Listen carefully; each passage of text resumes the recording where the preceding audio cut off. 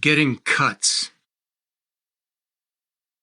Castleberry and Mittinger's invention of a new sales and compensation model, the plan, was apparently hatched by the two between 1943, when they met at the aircraft factory, and September 1945, when they signed a contract with Renborg to take over all sales and marketing rights. While at the aircraft factory, Castleberry and Mittinger frequently discussed, quote, the mechanics of sales. Reflection and analysis may have been prompted by the fact that Mittinger was not doing any sales work after so many years of accumulated experience. Castleberry was nominally still a Neutralite salesperson, but apparently gaining little or no income from it. His marketing efforts on the radio for his counseling services and book sales were also not bearing much fruit. Their talks would have included classic tales of triumphs and failures, hopes, complaints, and near successes that veteran salespeople have always engaged in. Mittinger likely recollected and reflected on his past work, which spanned as many as 20 years and included selling cemetery plots. Yet their talks, perhaps guided by Castleberry's orientation to the psychology of persuasion, as outlined in his book, moved beyond swapping war stories to a deeper inquiry. Mittinger saw his most productive salespeople promoted to sales management, costing him personally by losing, quote, his cut of the man's sales, and requiring him to, quote, search for, recruit, and train a replacement salesman. In conventional sales management, promoting the more productive salespeople is believed to incentivize them. In the same vein, quote, recruiting and training new salespeople is thought to be the sales manager's primary role, for which a cut of the other salespeople's labor is his additional compensation. Mittinger had a different interpretation that apparently came from a deep well of frustration, resentment, and disappointment.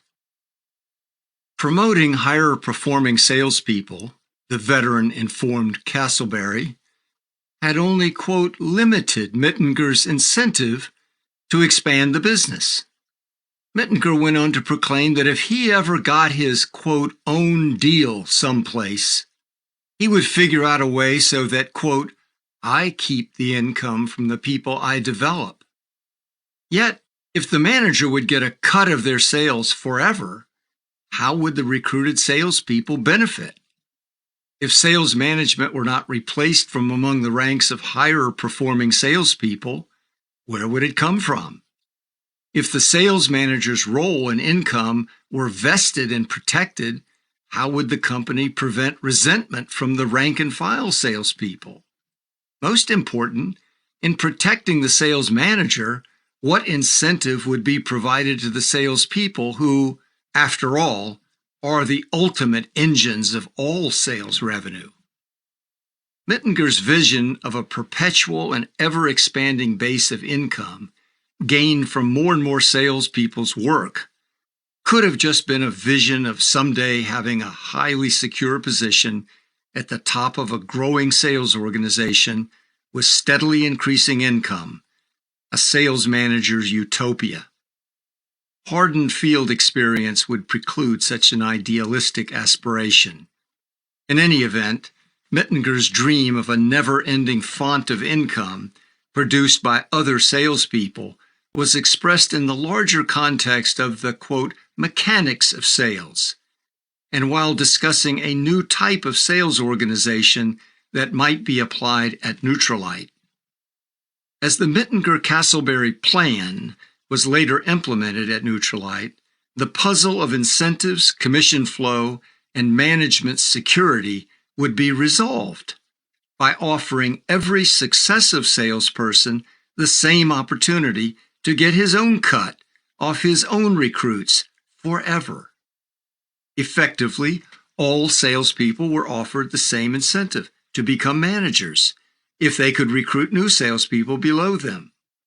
But most important for Mittinger's dream of a protected position, the plan would not reduce the income of the upper-level managers, the position he would occupy if he ever got his own deal someplace. In his plan, the incomes of the upper-level managers would not be displaced, but also be increased. Even as underlings aggressively added more salespeople and revenues grew from their labors, the upper position would not be threatened, but would instead be enhanced and enriched also. These were the banal beginnings of an endless sales chain, the primary element of what is now called multi-level marketing. It was formed out of the common clay of door-to-door selling, so often promoted as a field of dreams, yet experienced as drudgery, rejection, and most notably, disrespect. By 1945, it was already becoming an obsolete model as retail locations reached virtually every town and village and mass advertising replaced the persuasive peddler. The plan differed radically from traditional door-to-door sales. In Mittinger and Castleberry's view, if you worked for Avon or Fuller Brush, popular door-to-door selling opportunities of that time, you were, for all practical purposes, an employee. You had a regular job. If you did well, you might become a district manager, but you never got much more than a salary or bonus.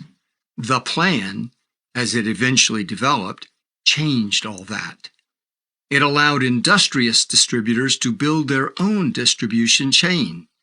It was a system bound by personal links and limited only by one's ability to forge them, offering a huge incentive to expand a network of agents as quickly as possible.